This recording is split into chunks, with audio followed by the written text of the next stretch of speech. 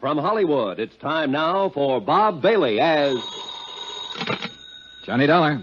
Mr. Dollar, this is Father Taggart. I'm calling you from Ossining. I'm one of the chaplains here at Sing Sing. Oh, yes, sir. What can I do for you, Father? Well, nothing for me, Mr. Dollar, but possibly for someone else. Michael Cairn, one of our inmates, asked me to contact you. Michael Cairn? Mm-hmm. You remember him? He wasn't sure you would. Old-time grifter and con man who got tied up with an insurance fraud a few years ago, blonde fella? Yes. Well, Michael wants to see you, Mr. Dollar. Could you possibly find the time to come up here? Oh, I don't know, Father. Is this something important? It is to Michael. Oh, well, look, I'll be in New York sometime next month. Maybe I'll get a chance to stop off. Well, couldn't you possibly make it sooner? Well, what's the rush? He's going to be there quite a while, isn't he? Not very long, I'm afraid. Michael is dying. All right, Father, you can expect me.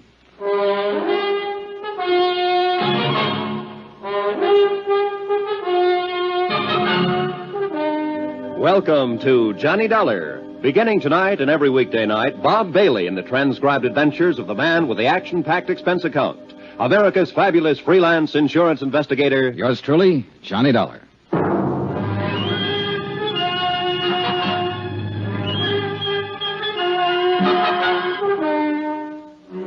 Expense account submitted by Special Investigator Johnny Dollar to the Allied Casualty and Insurance Company Limited, Markham Building, Hartford, Connecticut.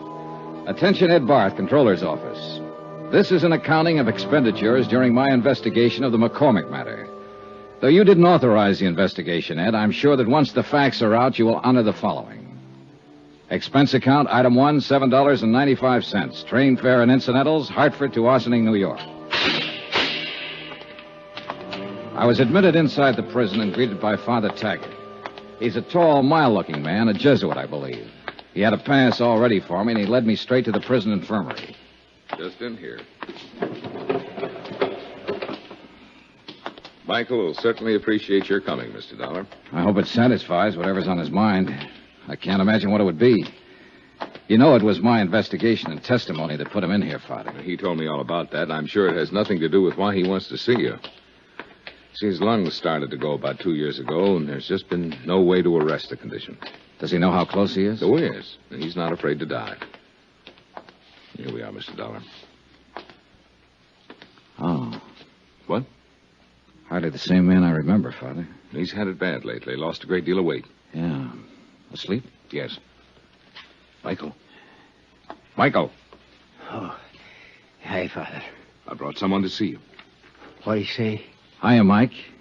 Oh, thanks for coming. Thanks, Johnny. Thank Father Taggart here. He's an all right guy, Johnny. He's just like you. I always said you were the best insurance cop. Here, what's all this? I'm kicking out, Johnny. Didn't you tell him, Father? He told me, Mike. Guess I didn't live right. I'll be back in a little while.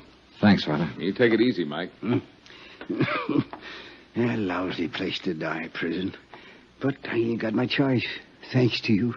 Well, it's just that you picked to do a couple of things that the law and some insurance companies didn't agree with, Mike. I don't hold none of that against you. The guy does what he does. I don't know how to tell you this.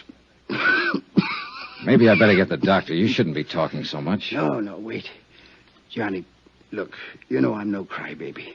When the doctor gave me the news, I got to thinking. I ain't scared to blow out, you understand? I know, Mike, I know. It's just that I had a wife once, a long time ago when I started out. Oh? Yeah. Then I just kind of drifted out of her picture one day. Ain't got a cough drop, heavy. Yeah, I guess it wouldn't cure what I got. Anyhow, I got to do something for her before I... Well, Johnny, I lay here and I get myself an idea. Yeah, Mike? Johnny, if there was some real easy money lying around, would you pick it up for me? Depends on how clean it is, Mike, and where it's lying. Sure. Well, it's clean, all right. You can find that out for yourself. All right. Now listen. Till they moved me down here in the infirmary, I roomed upstairs with Jojo Penny. You know him? No, don't believe I do. A car thief from the Hay States. He got his sabbatical 3 weeks ago. Paroled. Uh-huh. Well, I've been in the camp with a lot of guys, but Jojo Penny takes the cake. He's got a little old 5-year trick to put in. This Jojo, he does it like a vacation. You know, a real picnic. Every time he gets a chance out in the yard, he's taking sun. So he don't get the color, see? Yeah. Well, when they push him in with me, I notice this. And I get to going over it in my head. Yeah. Why does a guy whistle in a cell block, Johnny? Why is he treating it like a rest home? Short term. He's got something outside waiting. That's it, baby. He's got something waiting for him outside. Something that he knows will keep safe. Money. Thought you said this was legitimate, Mike. It is. Now, wait. I didn't ask Jojo anything about this. No, I figured it out myself. Then a couple of times I hear him yelling in his sleep. Macormack, he yells. Macormack. Huh? Makes sense now, Johnny? Not yet. The big heist, Johnny, the big heist.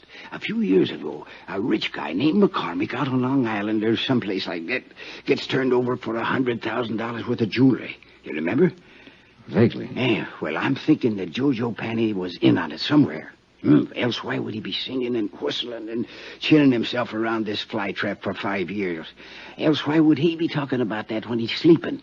Macormack. Yeah. Maybe you've got something, Mike. I know I got something, Johnny. And you got something, too. Whoa, now, Mike, take it easy. Oh, I'm all right. Don't you see? The insurance company must have a reward out. They always do. A reward. Yeah, but Mike, look. I tell you, Jojo is the ginzo that done the job. Or he knows who did it. So, you look into it. Work on it. Maybe turn up the stuff and get the reward. Good clean coin. Yeah. Yeah. Send half of it to my old lady, will you? You keep the rest yourself. What you say? Huh? Will you?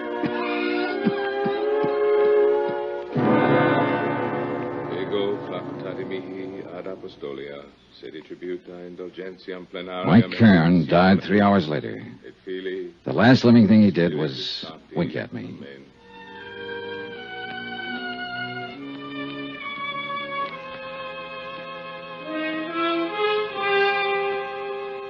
Expense account item 2, $14.20. Train fare and incidentals, Ossining to New York. I arrived at 2:15, dropped my bag off at the New Weston, and went over to the Metropolitan Police Station to find out what I could about the Macormack matter. It was all pretty much as old Mike had told me. A Julian Macormack living on Long Island had suffered a $100,000 jewelry burglary in 1951. 12 suspects had been arrested and released. The case was marked open and unsolved. Allied Casualty had been the insurance company involved. This is the adjustment office. Frank Porter speaking. My name's Johnny Dollar, Mr. Porter. I'm an investigator. Oh, I think I've heard of you, Mr. Dollar. Yeah? Wonder if you could give me a little information about a claim your company handled in 1951. A man named Julian Macormack out on Long Island. Gee whiz, long time ago. What about the Macormack claim? I might have some information on it. I don't know yet. It's a long chance. I'm at police headquarters, and I notice you investigated for the insurance company. I'd like to talk to you. Yeah, sure, but it's kind of late today. Tomorrow, okay? Well, you can tell me this right now. Is there any reward being offered? Gee whiz, kind of folds my sails. How's that? Well, asking about a reward. You sound like you can make full recovery and want to make sure that you'll be paid for it. Well, I said it was just a long shot. How about the reward? Well, that's pretty standard with us on cases like this. Yeah, I think it's $7,500, something like that. I'm not sure. Where are you staying? New Weston. Well, I'll look it up, get the exact figure, and call you there. How'll that be? Fine, thanks. That'll be fine.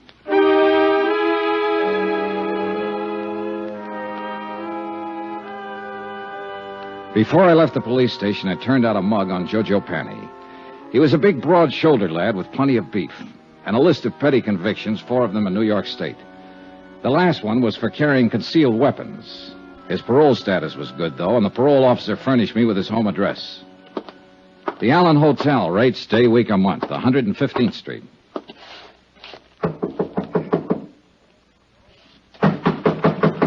It's open. Come on in. Hiya.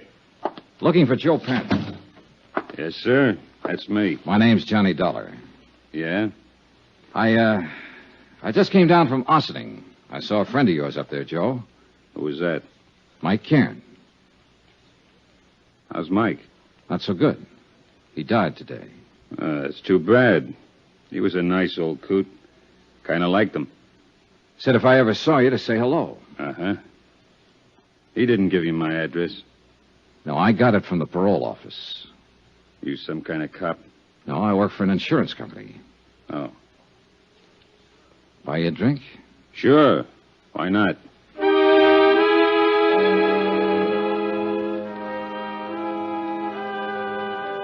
Expense account, item 3, $4 even for drinks. I wanted to look at Jojo Panny and talk to him and figure out how I was going to go about getting information from him. And the more I saw and the more he talked, the more I wondered if whatever he might have said about the McCormick case in his sleep happened to some other McCormick. After all, a man with a long list of petty thieveries is hardly ever involved in a slick, big-time safe-cracking job. That takes another kind of talent, and one I was sure that Jojo didn't have. So I just been taking it easy and looking around. I figure I can get a job pushing a truck or maybe a cab if I'm lucky. Got to get something to do. Parole officers kind of hard-nosed about things like that. Yeah. Drink up. Want one more? Oh, no thanks. 3's my limit. Like to keep in shape. Sure. Say, you got anything to do? Nothing special. Why? Thought I might go out to Long Island later on tonight to say hello to an old friend of mine. If you haven't got anything to do, come on along. You're okay, Bub. Sure, why not? This friend of yours, he's an ex-con, too?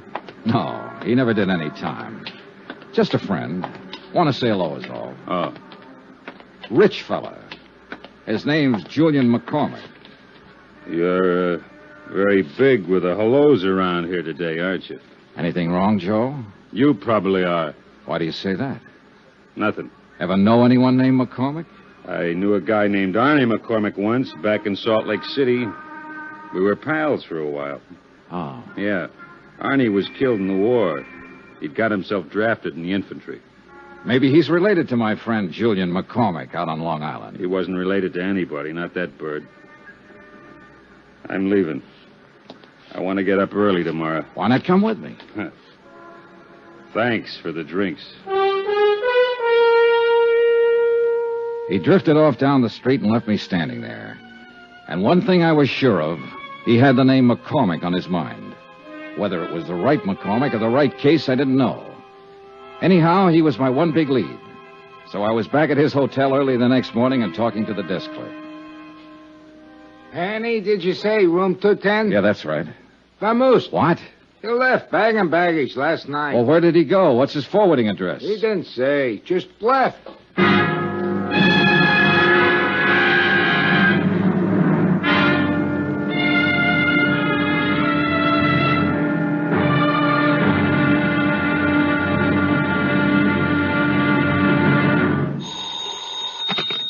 Johnny Dollar. This is Frank Porter, Allied Casualty. Yes, Mr. Porter. Oh, call me Frank, Johnny. You phoned yesterday about the McCormick matter. I got all the stuff about the case on my desk here. We're still offering $7,500 reward. Thanks for confirming it, Frank. Sure. You got a tip or something? An old con named Mike Cairn gave me a tip about a guy named Jojo Panny. I'm working on it. Need any help? No, not yet. I might. Jojo pulled out of his hotel last night, bag and baggage. Oh, what are you going to do? I'm on my way to Long Island. Huh? I want to talk to McCormick himself. Oh. Johnny. Yeah? Let me give you a tip for your own good. Don't bother Julian McCormick unless you've really got something. Could be dangerous. I think I've got something. Item 4, $10 deposit on the car I rented to drive out to Julian McCormick's home on Long Island. And judging by the looks of the place, a safe full of $100,000 worth of jewelry would feel right at home. It was a mansion, and the rugs on the floor were an inch thick. I'm sorry I've kept you waiting. Mrs. McCormick and I were packing for a little trip to Europe. Sit down, please. Thanks. Going to be gone long? Oh, we usually spend several months a year over there. We're a bit late this year. Our reservations are for next week. I envy you, Mr. McCormick. Dollar, the name? That's right. Forgive me, but I don't seem to recall having heard of you before. Well, that's okay. We never met. I'm an insurance investigator. Oh, really? Am I being investigated or something? No, nothing like that. It's just that I might have a lead on that jewelry that was taken from your home a few years ago. Well, that's wonderful. You must tell me about it. Can I make you a drink? No, thanks. You're from the insurance company, Allied Casualty? No, I'm not. I'm an independent investigator. Well, why should anyone feel it necessary to call in a... Oh, I see. There's a reward, of course. That's right. Yes, of course. But now, tell me, how can I help you? Well, I'm just checking a few things, Mr. McCormick. I haven't even gone over it with the man who handled the case for Allied. Possibly I have run into something that'll help. I don't know. I'd like you to tell me what happened. My safe was opened and my jewelry taken. I mean, how it happened. Well, it was right in this very room. That's the wall safe there. Uh-huh. Mrs. McCormick and I had just returned from our honeymoon. 5 years ago it was. Yeah? All I know is that when I stepped into the library here that morning, the safe was open and everything was gone. Whoever did it was extremely clever and quiet, I must say. Was the safe cracked? No. It was just opened. Someone figured the combination or something like that. Well, who knew the combination at the time? Only myself, Mr. Dollar. You're sure of that? Why, of course. I see. I reported it to the police right away here on Long Island. Then some men from New York City were here, too. And your insurance company? I reported it to my insurance company immediately. They had a man on the scene as soon as the police. Mr. Porter. Frank Porter? Yes. Do you know him? I've talked to him on the phone. I haven't met him. A very nice chap. He worked very hard trying to recover it. I'm sure he did. Did they have an adjuster? Yes. How much did you collect, if you don't mind? Not much. What do you mean? Well, it was unfortunate. By keeping that much jewelry in a small house safe, it seems I violated a clause in the contract. It should have been kept in a safety deposit box or some such. Consequently, the matter went into litigation. I'm afraid the court found me at fault. I collected only a part of the insured value, $20,000. So, you can see I'd certainly welcome a recovery. Sure. The jewelry was in the family a good many years. I had given it to my wife, and a man hates to lose things he loves. Yes, I understand. Was Mrs. McCormick here the morning it happened? Oh, yeah? I'd like to talk to her. She's terribly busy, but if you think it's sufficiently important, I'll call her. No, never mind. I'm curious, Mr. Dollar. This case has been closed a long time. At least, no one's contacted me or asked me for any information about it for at least 4 years. What opened it? A man named Mike Cairn. Huh? Who's he? An old convict up at Ossining who shared a cell for a while with a man named Joe Panny. Uh-huh. Cairn died yesterday. But before he died, he told me he thought Panny had something to do with it. He'd heard him mention your name. Well, it seems to me you should talk with this Joe Penny. I did, and I will some more, as soon as I locate him again. Right now, he's missing. Oh, I'm sorry. Well, thanks for the time, Mr. McCormick. You let me know if you learn anything? Sure. Do you honestly think you can recover that jewelry? With any luck at all. That would be wonderful, wonderful. You think so? Why, yes, of course. Mrs. McCormick might be glad to know about it, too. What? You said it was her jewelry. I don't know why I said that to him, just a sudden impulse. But he wasn't smiling when he walked me to the door, shook my hand, and patted me on the shoulder.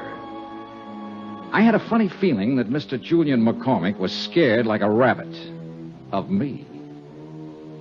I drove back to the city, had lunch at Walgreens, and dropped into Allied Casualty's New York office to pick up the folder on reward information. I met Frank Porter and liked him right away, a big red-headed man in a tweed suit. Well, gee whiz, Johnny, it makes me feel older than ever doing this. How come? Well, I weighed 15 pounds less when this case started, June 1951. Here we are. These are pictures of the stuff. Uh-huh. Now, that one they call Tierra del Fuego. Huh? Some necklace, I can see why. Yeah, and this one was called Imperial, in the royal family of Russia at one time. And this is the other one, Placid. Beautiful stuff. Oh, you can say that again. That all of it? Well, that's about the size of it, Johnny. $100,000 gone. Yeah. Help any? Sure. It's nice to know what I'm trying to find. Well, I hope you have better luck than I did. Yeah. Say, who was the police officer on the case? Martin.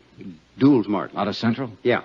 We ran down every lead we could find, big and small. The file said you made 12 arrests. Yeah, something like that, but not one of them panned out. Had to let them all go. Martin requested pickups on every big-time jewelry man in the country. Now, I don't think one of them was overlooked. Well, No, Johnny, somebody just simply walked in that house, opened the safe as neat as you please, and walked right out with all of this.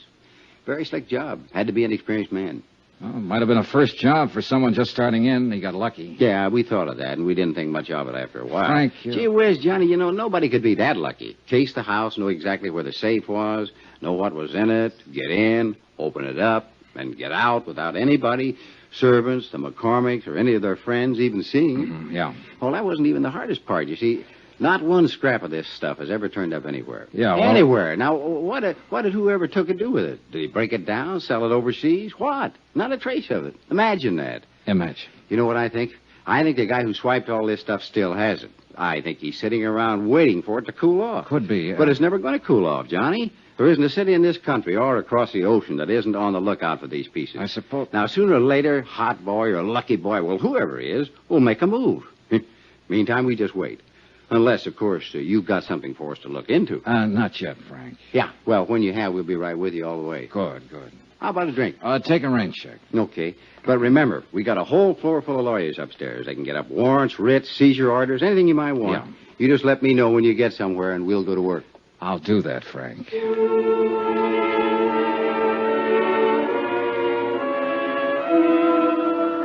I left Frank Porter and went back over to the parole office to see what had developed with Joe Panny. After all, if he didn't report in, he'd be in violation of his parole, be in real trouble. But nothing had developed. He hadn't put in a change of address, nothing. So I went back to my hotel and had some dinner. Then I shaved, changed my clothes. Expense account, item 5, $1.50 cab fare. I garaged my rented car, went back to Central Police Station, and pulled out the mug on Joe Panny once more, hoping to get a line on some friends or relatives of his where he might be staying. Up till then, things had been going pretty routine. Then a clerk from the parole offices stepped across the hall. Hi, Mr. Dollar. Hi. Thought it was you I saw in here. I wasn't sure. How's it going? Fine, fine. Talked to your friend Jojo Panny yet? Not today. Why? Well, you seemed awful anxious to talk to him, is all. I am. Why don't you go see him? You're playing games. I've been trying to find out where he is all day. And I already told you. You what? Sure, I gave it to you half an hour ago when you phoned. When who phoned? Sure, about half an hour ago. Look, Joe Panny called in and told me his address. Yeah? I no sooner set down the phone and you call in and said, "This is Johnny Dollar. Have you heard from Joe Panny?" What? I said, "Yeah," and I told you his address, that's all. What address did you say? The Allen Hotel on 115th Street, same place he was before. What's the matter, you forget? It took me 10 minutes to get from the police station over to the Allen Hotel. 10 minutes of wondering who'd put in that call and used my name. I went up the stairs, 2 at a time, up to the second floor. And right at the top of the landing, I bumped into a dark-haired woman wearing a silver fur. Oh, I'm sorry. I didn't see you. It's all right. You hurt? No, not at all. Please, let me go past. I'm in a hurry. Yeah, I'd be in a hurry, too. What do you mean? The gun. What? You should carry it on the inside of your purse. Oh, I didn't... Suppose I take it. No, let go of me. Fingernails, son. Give it to me. All right, take it.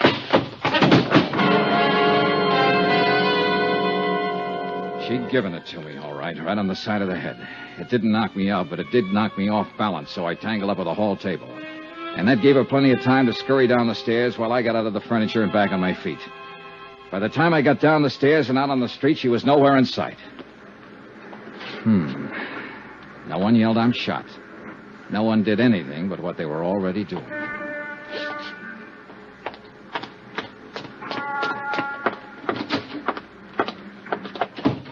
Hi. Where were you just now? You weren't here at the front desk? I was out back eating my dinner. Why? Oh, nothing. You happen to see that woman who just ran through here? No. Tall, dark-haired woman, about 30, wore a mixed stole? Me? Yeah. Oh, you're kidding in this joint. Oh, brother. You still looking for Joe Panny? He lives here again, doesn't he? Yeah. Have you seen him? Where is he? Out. I sat down with myself and waited. A half an hour later, when the clerk went back to finish his dinner, I stepped over to the desk and borrowed his passkey and went back up the stairs to room 210.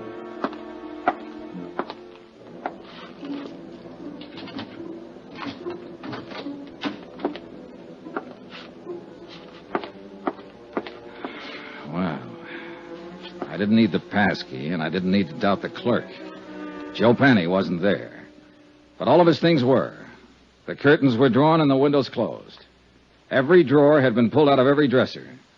The mattress on the bed was slit from top to bottom, and the rug had been ripped and turned over.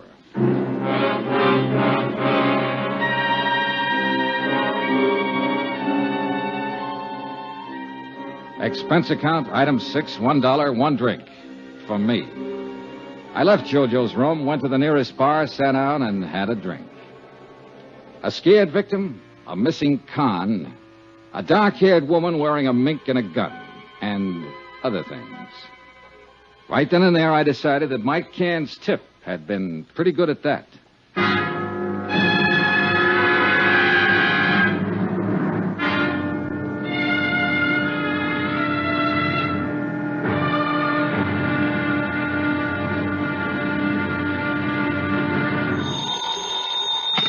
Johnny Dollar. This is Jules Martin. Lieutenant Martin? Yeah, that's right. I got a message you called while I was out and left this number. Yeah. I want to talk to you about the Macormack case, Lieutenant.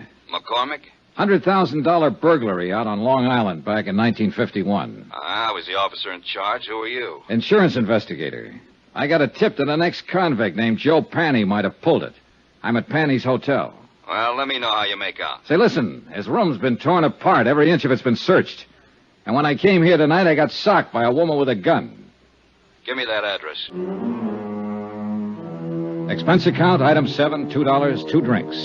For myself and Lieutenant Jules Martin, NYPD. A big swarthy man who seemed to know what he was about. Martin looked over the damage done by the unknown ransacker of Joe Panny's room, questioned the clerk who was unable to furnish any helpful information, then, because Joe Panny was officially a parole violator, ordered a general pickup. They should be able to get our hands on him pretty soon, Dollar. I hope it's that easy, Lieutenant. Any reason why it shouldn't be fairly routine?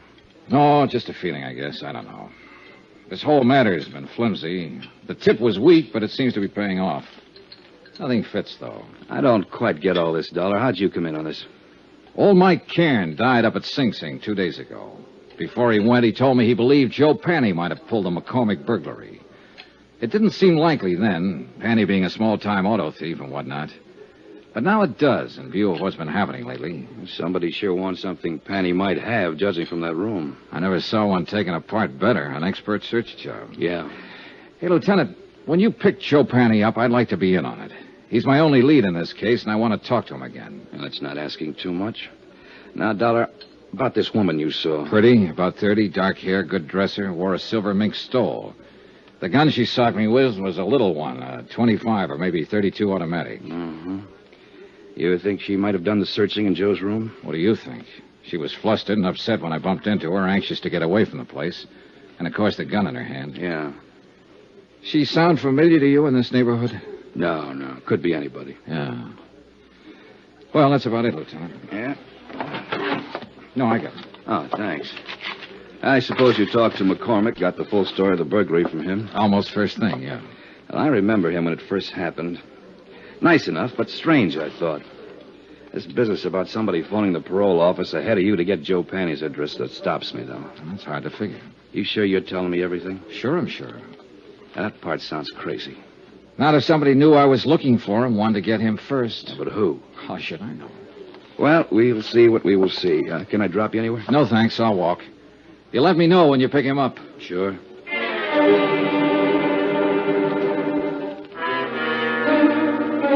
2 days passed, and I didn't hear from Lieutenant Martin. I finally phoned in, and a supplementary had turned up, no leads. Martin had men watching Joe's hotel. His former friends and acquaintances were being checked. Meanwhile, I decided to try and find out who the dark woman in the first stole had been. It seemed pretty obvious that she had just come from Joe's room, that she knew him or was connected with him in some way. So once more, I combed over Joe Panny's file at headquarters, this time looking for a woman's name. The only one mentioned was an ex-wife who had divorced him 6 years before. Her name was Iris Carter. At the Bureau of Vital Statistics, the marriage certificate and record of divorce proceedings gave me a composite picture of an unhappy and turbulent 3-year marriage. It also gave me a general description of Iris Carter that could very well fit the woman I'd seen briefly in the hallway outside Joe Panny's hotel room. There was a 6-year-old address to start on. Eunice? Is that you, Eunice? I said, is that you, Eunice? No, ma'am. I'm not Eunice. Oh, no, you sure ain't. You seen her? I don't know. I really don't know her. Oh. Well, what do you want? I'd like to talk to the manager. I want some information. What's your name? Johnny Dollar. What kind of information are you looking for? Are you the manager? Yes, sir, I am. Well, I'm trying to locate a woman named Iris Carter. She might have used the name Iris Panny. She was married once to a man named Joe Panny. Lived here about 6 years ago. Were you here then? I was. Did you know her? I did. Did you know him? Yeah. He went to jail. Does she live here now? She don't. Do you have any idea where I can find her? I don't. Well, do you happen to know if she ever Why worked... do you want her? Just to talk to her. When did she move out? Oh, long time ago. 5 years, maybe. Uh-huh. What's your business? Insurance. Oh. Well, what's up? Oh, nobody around here buys insurance. Well, we don't have to go into that. If you can think of any place I might get a line on her, I'd appreciate it. It seems to me she worked at a bookstore down the street. Down what street? Out there. Block or two down that way. I think she worked there. I don't know. You can try. Thank you, I will. My, you polite. You tip your hat. So tell me, do you remember what she looked like? Sort of. Yeah. Well? Oh, about as tall as I am. Nice. Pretty girl. Blonde or brunette? Dark hair. Almost black. Know any of her friends when she lived here? No.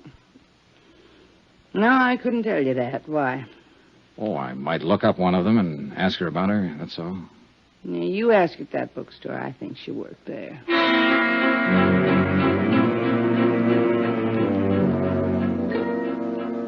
The bookstore Iris Carter Panny had worked in was as dismal as the neighborhood. The proprietor, a Mrs. Olds, yielded a little more helpful information than Iris Carter's former landlady. Yes, Iris had worked there for about 6 months. She'd quit almost 5 years before. No, she didn't know where to find her.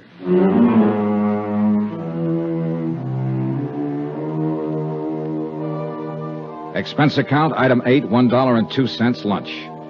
I had it in a neighborhood diner called the Showboat, a place where Mrs. Olds said Iris Carter had frequently eaten. The restaurant manager remembered Iris vaguely. She also remembered Iris's boyfriend. I asked for a description. She did better than that. She gave me his name, occupation, and address. An old rehearsal hall 2 blocks away.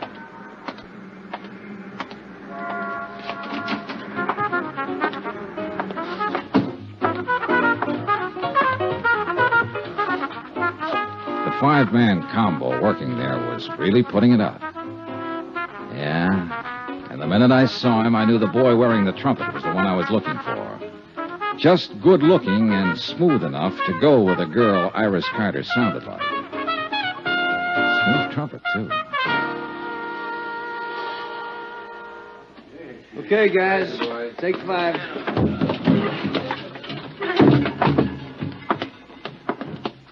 I'm looking for Jack Lang. You found him. I'm Johnny Dollar. Could we talk a minute? That's about all I got, Mr. Dollar. Want to smoke? No, thanks. Oh, man. Gets real tired out about this time of day. Yeah, imagine it does. The way you put it out. Well, everybody to his own racket. What's yours? Insurance investigator. Okay. Now what?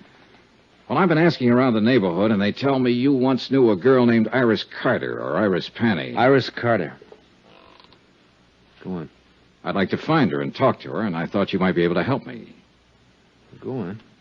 I want to talk to her ex-husband most of all. I thought somehow she might know where to find him these days. He's in the can. He was released 3 weeks ago. No? Any ideas? No. I thought finding her might be a shortcut to him. I wouldn't think so. They were all washed up when I knew her. When was that? 5 years ago. She hadn't seen him for over a year then. Uh-huh. She didn't have much use for him. I don't blame her. How long did you know her? No. We went together for a while she worked at some crummy bookstore. Then she moved away, and I didn't see her after that. I think she said something about going back to Ohio. You think?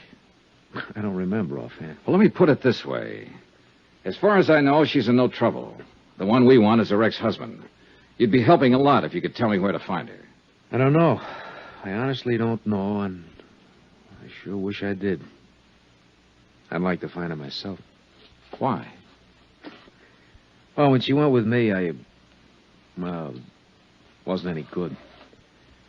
I think she just walked out because she was tired of losers. Sick up to here, you know what I mean? Can't blame her. He gave her a pretty bad time. I didn't do much better. But now I got something. It's this little 5-piece outfit. Not much, but something. I'd like to show it to her and say, Iris, this is mine. You kind of had it bad, huh? Bad as a guy like me can get it. I know I'll probably never see her again as long as I live, but... boy, if another one like her ever shows up, I'm going to be ready, Dad. Ever see her? No, she must have been something. Here. Take a look. Nice, huh? Yeah. I take it back. What back? About seeing her. I've seen her. When? Where? 2 nights ago in the hallway outside Joe Panny's room. You sure? I'm sure. She hit me with a gun before she left. The picture he had flipped out of his wallet was old and well thumbed. It showed a sultry kind of face that could have been 20 or 30 or 40. A wide, frank, smiling, happy mouth. Not the kind of girl I would imagine could ever be married to a Joe Penny. But there was no doubt about it. She had been married to him, and I had seen her. On my way back to the hotel, I dropped in to check with Lieutenant Martin. Hi. Hi. Doing any good? Any lead on Joe Penny? Nothing so far. This may take longer than I thought at first. Well, I've been out looking for his ex-wife. I didn't find her, but I found a few people who knew her. She was the one at his hotel the other night. Name's Iris Carter. You sure? Positive. I saw her picture. We better try to pick her up, too. I'll put it out right away. Fine. Well, I'll keep in touch. Oh, wait a minute. Don't go. Huh? We had some action here today. Sit down. Thanks. Julian Macormack called up, reported you. He said you came out there bothering him a couple days ago. He said he doesn't want to be bothered. Well, I only talked to him to get his story on the burglary. And I told him as long as you didn't break the law, there was nothing we could do to stop you from investigating. But he didn't like it. He seemed perfectly willing to cooperate with me when I talked to him before. Yeah, well, sometime these rich... Excuse me. Martin here. That's right. Well, how long ago? Okay. Well, they found your boy, Joe Penny. What? Yeah. He's on his way to the morgue. Harbor Patrol picked up his body a couple of hours ago, loaded down with slugs. Some case. And that ain't all, Johnny. Huh? His feet were burnt.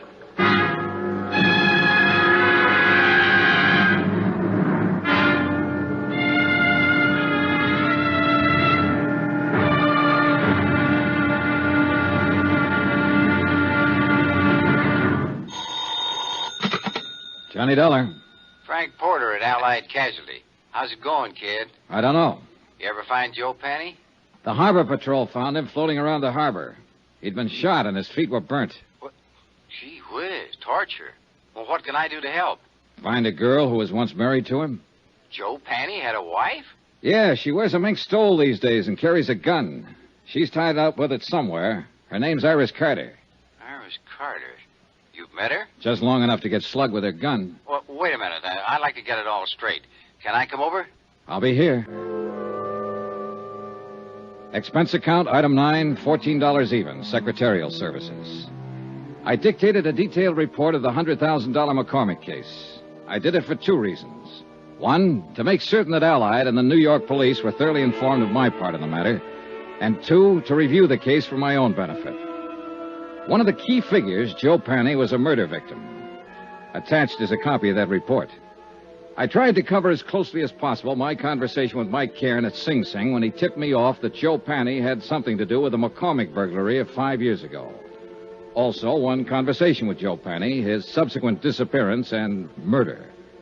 I had a copy for Frank Porter when he showed up at my room. He read it from top to bottom. Gee whiz, Johnny, if this isn't something. You come here for Joe Penny. It looks like he did the Macormack job. Now he's dead. You're stopped. What can you do? Find his wife, maybe? You're doing this at your own expense, aren't you? Oh, I think your company will pay for it in time. You have to recover the stuff. I know. You think you will? I think so, yeah. Well, your key man's dead. You have to start all over again. Maybe not. I don't really know whether Joe Panning was my key man or not. I still can't see a small-time auto thief working a big, slick safe burglary. Every indication is that he was the one. I know. I'd like to find that girl, Iris Carter, and talk to her about it. She's connected with it. No, from what you say on the paper, yeah, very much. Oh, gee whiz, I feel like a fifth wheel. I'm not helping you a bit. You know, I handled this case for the company when it first broke. I worked with Lieutenant Martin for 6 months on it, and we didn't turn up a thing. You're on it 3 or 4 days, and you have all kinds of action. Well, I must have stepped in at the right time. Yeah. Johnny, Mm-hmm. somebody gunned Joe Panny down. Now, I know you like to work alone and do things your own way, but be careful if you stay on this. I get worried when somebody starts shooting. Oh, sure. I didn't get that, though. What? If I keep on this, I wouldn't let it go now if my life depended on it. I'm going to find that woman, and I'm going to find the stuff. Sure. Well, gee whiz. Don't let anything happen to you. I won't. I talked some more with Frank Porter about the case. He repeated his offer in the name of Allied Casualty to help if he could. I told him I'd take it up on it if anything came up at all. He left. I was at Central Police Station 10 minutes later. And 5 minutes after that, Lieutenant Dools Martin was calling for the medical examiner's report on Joe Panny's death. A uniformed man brought it in. Martin shoved it across the desk at me. The ME says Joe Panny's been dead about 48 hours or longer. 225 slugs right through the chest, penetrated both lungs, one through the neck. It's very neat shooting at that range. What range? Oh, at least 20 feet, maybe longer. Not many people shoot 25s that well. It's a little gun. A woman's gun. Yeah, that's what I'm thinking. Now, let's talk about that woman you saw around there that night. Now, you say it was Panny's ex. Yeah, Iris Carter. I don't know whether her gun was a 25 or 32. Well, think about it. I have. Now, look, don't get sore with me. It's just that she looks like better than ever for opening this case up. I put her on all points. Sorry I got riled. That's all right. Now, the ME thinks that Panny was killed before he was dumped in the water, possibly ambushed by someone he didn't know or didn't trust. If he's right about the range, that'd fit in. Someone who knew him would do it close up. Yeah. Hey, wait. You said his feet were burnt. Yeah, I got the pictures here to prove it. Yeah, take a look. And these are the glossies. Uh-huh. Now, these are the burns here, Dollar. Right here. Here and here. Yeah. Then he wasn't ambushed exactly. Look, I don't know what he was. But this is the crazy part. He was already dead when this happened. No rope marks on his legs or wrists. You don't sit still for burning, no matter how tough you are. It's fascinating, huh? Someone shot him down, then tried to make it look like he was tortured for information first. Cover up. He's supposed to look like he knew something or had something. And maybe he didn't know or have anything at all. Well, how do you feel? Lousy. If the burning was cover up, then maybe the big search of his room was cover up, too, to throw us off. To throw you off. Not me. I wasn't in on it then. Yeah. Well, one thing that's genuine. What's that? The corpse.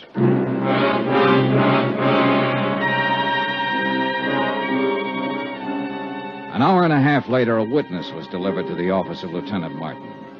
His name was Edmund Thompson. He sold papers in the dock area. Both Martin and I looked at him twice, and I could tell both of us were doubting the credulity of anything he might have to say. Hi. Hi. My name's Martin. This is Mr. Dollar. Yes, sir. Glad to know you both. Would you mind telling us everything you saw the other night? Tuesday night. Yeah, it was Tuesday. Sure, why not? I saw this guy dumped in the water. We understand that. Can you tell us the circumstances? It's against the will of God. Yes, it certainly is. Against the laws of nature, too. What did you see, Mr. Thompson? I prayed for them both. You tried, Dollar? When did you pray? Right after I saw it. Yes, sir. On the street, huh? No. I was on the vacant lot. I was cutting across towards the dock. Oh. Then I see this car pull up. Long black car. A lot of chrome on it. This fella jumps out and goes around at the back. He opens the trunk, and he pulls this other fella out, hoists him up, and he carries him over the dock.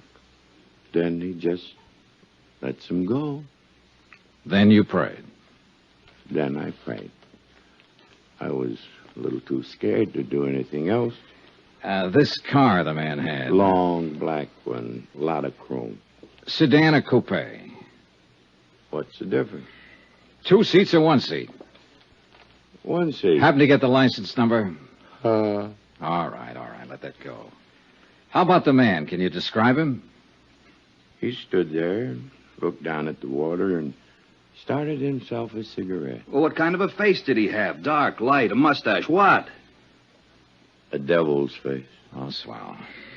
Now, what does that mean? A devil? Mr. Thompson, do you understand that we want to apprehend this man, that he's responsible for one man's death, and that he might harm someone else? I'll pray for him. Pray for them all. Well, how was he dressed? Didn't notice. Hat? Don't know. Coat? Don't know. But he had a long black coupe. Do you know the make? Nope. Would you know him if you saw him again?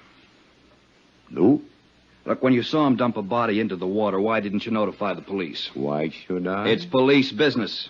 Let them take care of their business. I'll take care of mine. Any of you fellas got a cigarette on you?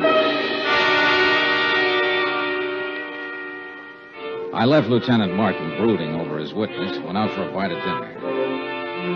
When I called him later, he hadn't learned anything more, so I decided to call it a night and went back to my hotel.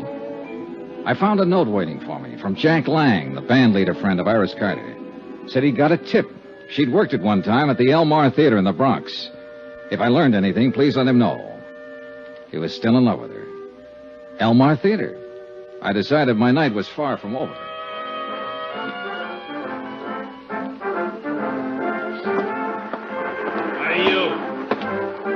Buy a ticket out front if you want to look at the girl. I only want to see one. Her name's Iris Carter. Does she work here? I just told you, go buy a ticket out front. Just tell me this. Does Iris Carter work here? Is the name familiar to you?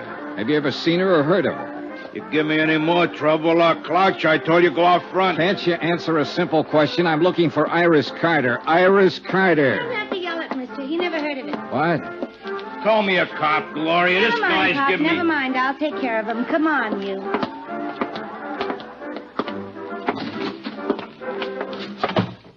Iris Carter, is that what you said? Yeah. I gotta change. I gotta get back on in 5 minutes. Then I'll talk to you later. You haven't got much to say. Stick around. I'll change back to the screen.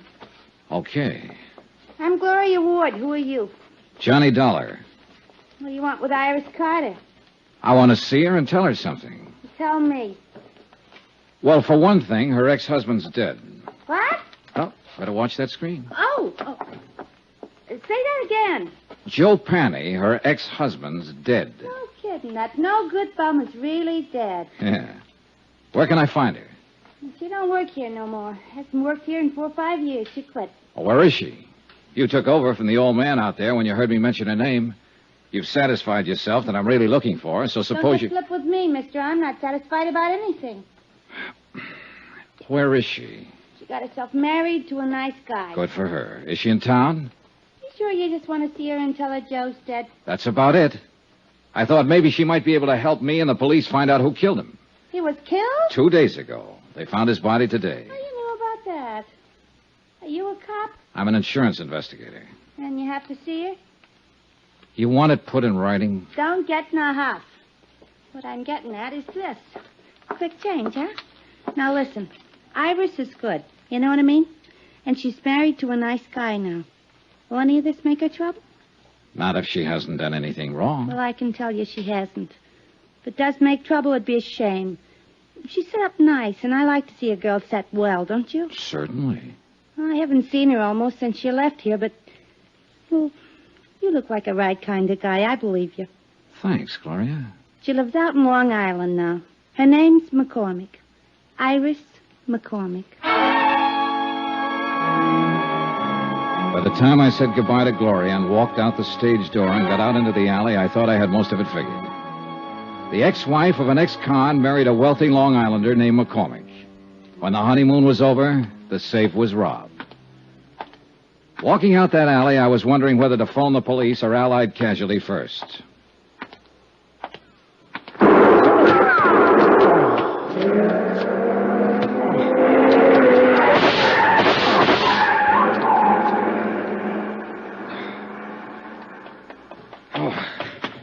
Shooting! You've been hit. It isn't bad. Did you see him? I didn't see nobody. The car. See the car, the one that just gunned out. Oh, the car. Oh, yeah, the long black coupe, a lot of chrome. A fella didn't have his lights on. Hey, that's against the law. Hey, you need help, mister. No, I'm all right.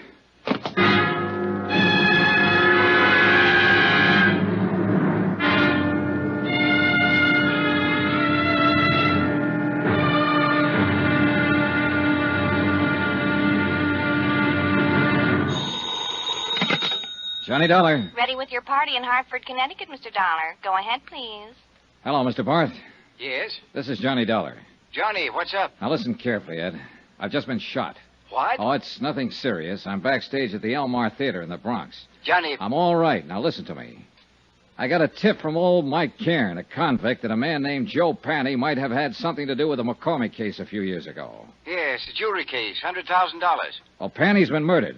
I didn't get a chance to learn anything from him, but I have learned that Panny's ex-wife is married to Julian Macormack. You've contacted our New York office? I've been trying to get your man Frank Porter at his home, but no one answers. It's going to be pretty nasty for Allied Casualty if she plotted with this Joe Panny to rob Macormack. Yeah. Do you want me to wait and let Frank Porter handle it? No. You go ahead. If somebody's throwing bullets around, they'd better be stopped before... Oh, well... By me rather than Frank Porter, huh? Okay. Item 11, $7.50, one bottle of scotch, which I sent the stage doorman out to get while I was calling Ed Barth at Allied Insurance.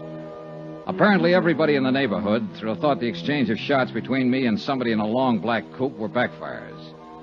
It was the doorman who dragged me back in the theater. You got yourself a boy now, mister. It's just a graze. I sure don't get you. Calling insurance people and not police. Somebody fires a gun at you, call the cops. Have another drink. That's the way it seems. Hey, where you going? You should see a doctor. Later. I went back outside in the alley where the shooting had taken place. 10 minutes of looking around, and I dug a pair of .38 slugs out of a telephone post.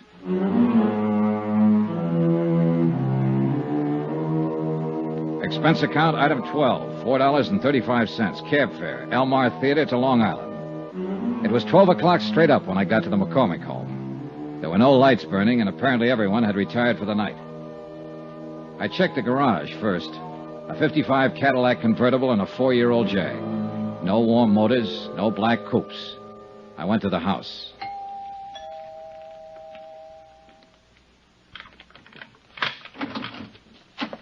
Oh, it's you. Hello, Mrs. Macormack. No, please. Please don't come in here. My husband. Oh, please. I don't know who you are, but I remember meeting you at the hotel the other day. I'm Johnny Dollar, an insurance investigator. Insurance? Oh. Well, there must be some way we can fix this up. Talk to me tomorrow. I'll meet you somewhere. How can you fix up murder? Murder? What are you talking about? Joe Panny's dead. Your ex-husband. He was shot with a .25. Just like the one you swung at me at the hotel. Oh, no. Oh. You want to tell me about that? All right, I'll tell you. Joe was your husband once. You helped him rob this house 5 years ago. He couldn't have done it alone. He wasn't that slick. He wasn't that good. He could steal a car, but a safe lock's different from ignition. Well? Yes. Yes, I helped him do it. He made me. He promised me if I helped him, I'd never hear from him again. I opened the safe for him. But you were down to see him at his hotel the other night. You searched his room. Searched his room? Yeah. Well, I don't know anything about that. He called me, said he wanted money. I didn't know where he'd been for these last few years. Up the river. Oh, well, he wanted money. Only he wasn't there when I went there. And I was? Yes. And the gun? I went down there to kill him. But I didn't see him. Not then. Later somewhere. I haven't seen him at all, I tell you. Just talked to him on the phone. I don't suppose it'd make any difference if I told you I had a good reason. if I told you I love my husband very much? Not likely, in view of the fact you helped your ex-husband rob him of $100,000 worth of jewelry 5 years ago. Oh, I can explain that. Joe came around when we got back from our honeymoon.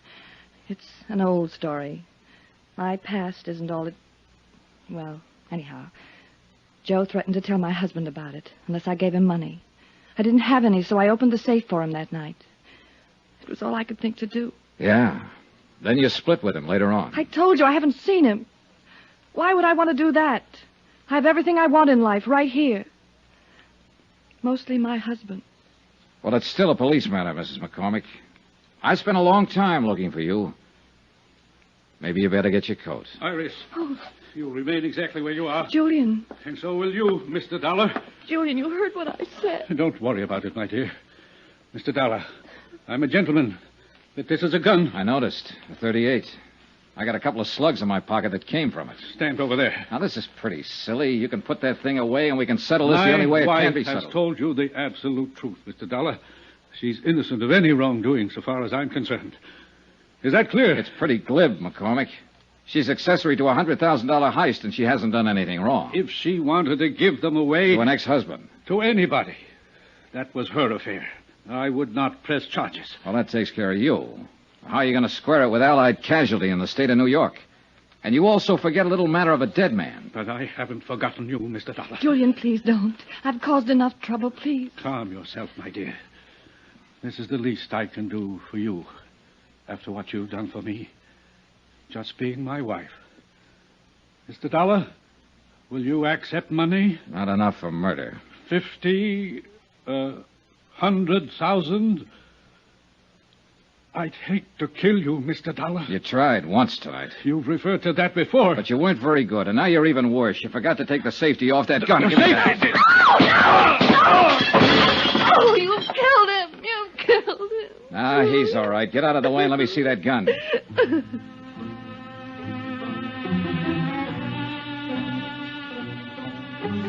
I wasn't interested in either one of them for the moment. I was looking at the .38 I'd taken from Julian McCormick. There was a smear of cosmoline still inside the barrel. I sniffed it, checked it, found all chambers loaded. It was a brand new weapon, and it had never been fired.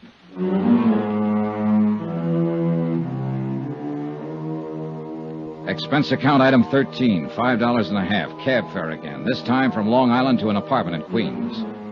The man I wanted to see was Allied Casualties man Frank Porter. He lived in a very polite neighborhood.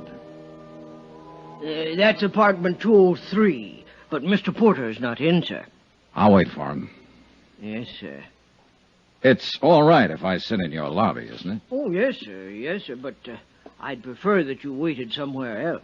You would? Well, this is a rather exclusive apartment building, sir, and we don't like people loitering in the lobby. Well, I'm on a pretty exclusive mission. But you don't like the mud on my clothes and the tear on my coat, huh? Are you a friend of Mr. Porter's? Yeah. Good friend? He wouldn't mind if I waited in his apartment, if that's what you mean. No, sir. Impossible. But a couple of bucks can do wonders sometimes. It was quite a layout. Books, pictures, furniture, and whatnots that make living at home pretty agreeable. I propped myself up on a stool at Frank's little bar, poured myself a drink, and sat there waiting for him. I was like that a half an hour later when he showed up. He looked a little unsteady on his feet. Oh, gee whiz. Johnny Dollar. Hi. You're the last person in the world I expected to see. I'm glad to light and let you in. I didn't think you'd mind. No, not at all. I tried to phone you earlier tonight. You were out. I'm sorry. Chief Whiz, what's on your mind, Johnny? I wanted to tell you I was shot at tonight. What? I wanted to tell you I found out who Mrs. McCormick is and was. Since you were on the case first for Allied, I thought I'd tell you first. Well, gee whiz. Say, this is a nice setup. Full of nice things. Yeah. I've been in places like this before, Frank. They usually start at $300 or better a month. Good maid service, phone service. All those things cost money. A lot of money. Don't they, Frank? Gee whiz. When'd you tumble to it, Johnny? A little while ago when I was out on Long Island, Julian McCormick made me a proposition. He finally offered me $100,000. A lot of money. He sounded like he'd had experience making propositions.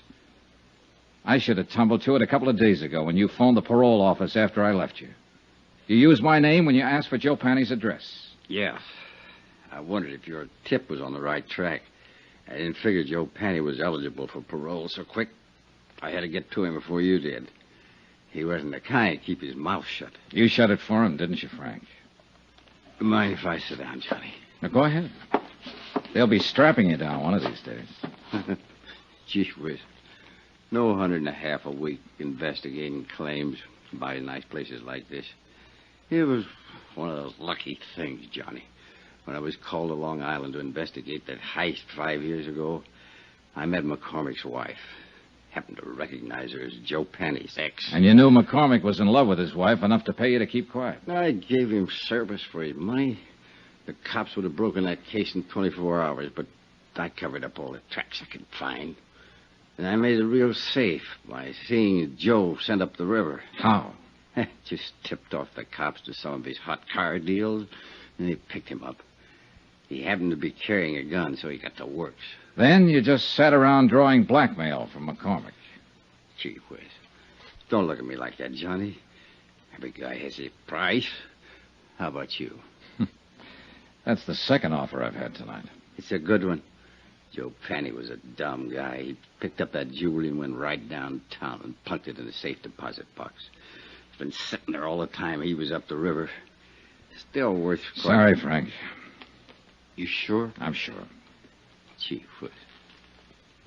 Gee whiz, Johnny, you are a good dick. You don't buy off. I just wanted to see, I guess. Sure, Frank. Well, do we go in quietly? You'd be surprised, Johnny, how quiet. You better dial for an ambulance if you want me to go to the trial. What? You were good in that alley back of the theater tonight, Johnny, when I tried to knock you off. I followed you all night looking for my chance. You nicked me twice. Dial the doc. Quick. Gee whiz, it hurts. He died right there, without saying another word.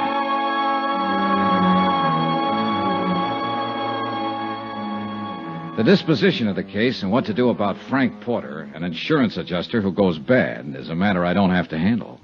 And I'm glad. Expense account item 14, hotel and board in New York City, $79.30. Item 15, $84, legal fees and incidental expenses involved in locating the widow of Mike Cairns, who it seems is still alive somewhere in Iowa and will accept half the reward as promised. Item 16, $14 even, transportation back to Hartford. Expense account total, $265.91. Remarks? Gee whiz. Yours truly, Johnny Dollar.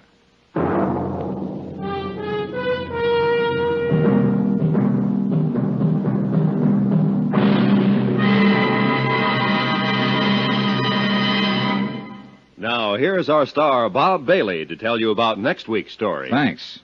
Next week, the story of a ship, the Molly K. Destination, Davy Jones' locker.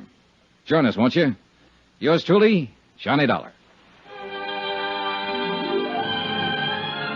Yours truly, Johnny Dollar, is transcribed in Hollywood. Written by John Dawson, the entire production is under the direction of Jack Johnstone. Heard in this week's cast were Mary Jane Croft, Virginia Gregg, Marvin Miller, Forrest Lewis, Frank Gerstle, Herb Butterfield, Herb Ellis, Tony Barrett, Ken Christie, Jack Crucian, and Junius Matthews. Be sure to join us on Monday night, same time and station, for another exciting story of Yours truly, Johnny Dollar. Roy Rowan speaking.